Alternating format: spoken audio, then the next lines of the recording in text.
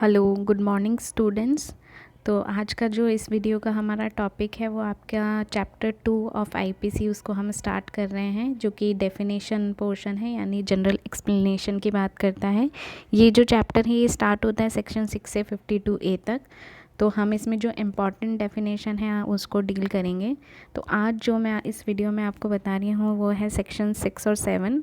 हालांकि this is not very important, but जब हम आईपीसी शुरू करते हैं तो एक एक डेफिनेशन को डिटेल में पढ़ना और एक एक डेफिनेशन को समझते हुए ही आगे बढ़ना ज़रूरी होता है आईपीसी में पढ़ने के लिए, क्योंकि ये लेटरल आपको दिक्कत देता है। अगर आप कोई भी डेफिनेशन अगर स्किप करते हो तो आगे आप पता नहीं लगा पाते हो कि ये इसका जो रियल मीनिंग है या एक्सप्लेनेशन है वो कहाँ दिया गया है। तो ये जो चैप्टर 2 है ये बेसिकली काफ़ी सारी चीज़ों को एक्सप्लेन करने के लिए दिया गया है। तो इसमें ऑलमोस्ट अराउंड जो 30-40 डेफिनेशन अपन पढ़ेंगे, तो उससे आईपीसी का जब अपन आगे मेन ऑफेंसेस का पार्ट पढ़ेंगे तो उससे आपको बहुत क्लैरिफिकेशन मिलेगा। तो हम स्टार्ट करते हैं सेक्शन 6 से। सेक्शन 6 जो है उसका पहले लैंग्वेज पढ़ती हूँ मैं। This is actually definition in the code to be understood subject to the exceptions, right.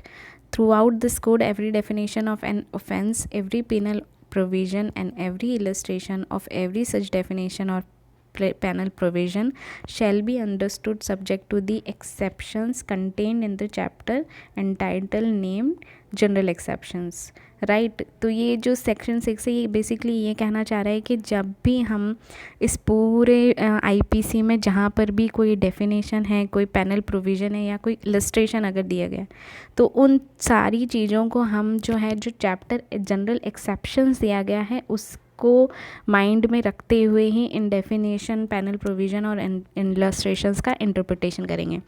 कहने का मतलब है कि अगर कहीं पर भी कोई ऑफेंस दिया गया है तो हमें ध्यान रखना है कि इस ऑफेंसेस के साथ वो जनरल एक्सेप्शंस भी जुड़े हुए हैं, जो कि किस में दिए गए, चैप्टर 3 में दिए गए, राइट। इसको एक इलस्ट्रेशन से समझते हैं।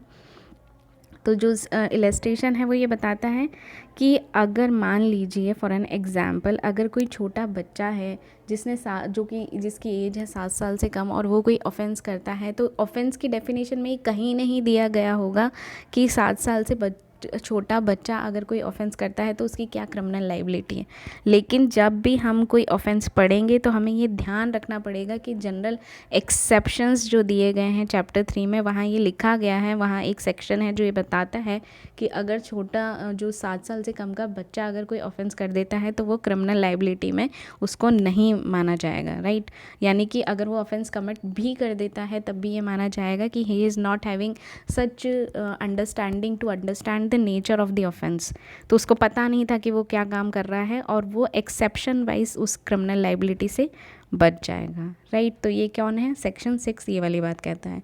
नेक्स्ट है सेक्शन 7 जो कि कहता है sense of expression once explained, यानी कि every expression which is explained in any part of this code is used in every part of this code in conformity with the explanation. यानी कि ये चीज़ कहता है कि अगर कहीं कोई एक्सप्रेशन है, कोई वर्ड है जिसका एक्सप्लेनेशन दिया गया है, उसको एक्सप्लेन किया गया है, तो जब कभी भी वो वर्ड इन फ्यूचर उस कोड में आगे कहीं रेफ़र किया जाता है तो हमें उस वर्ड को उसी एक्सप्लेनेशन के रेफरेंस से पढ़ना होगा।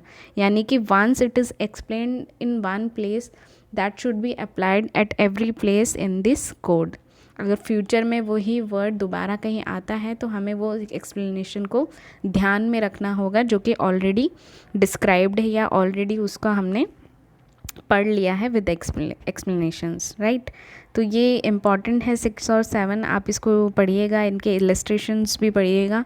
और पढ़ने के बाद आपको ये आगे जब अपन पढ़ेंगे ऑफेंसेस और क्रिमिनल लाइबिलिटी तो वहाँ आपको ये सारी चीज़ें काम में आएगी। ऑलराइट स्टूडेंट, इस वीडियो में इतना ही। Thank you so much.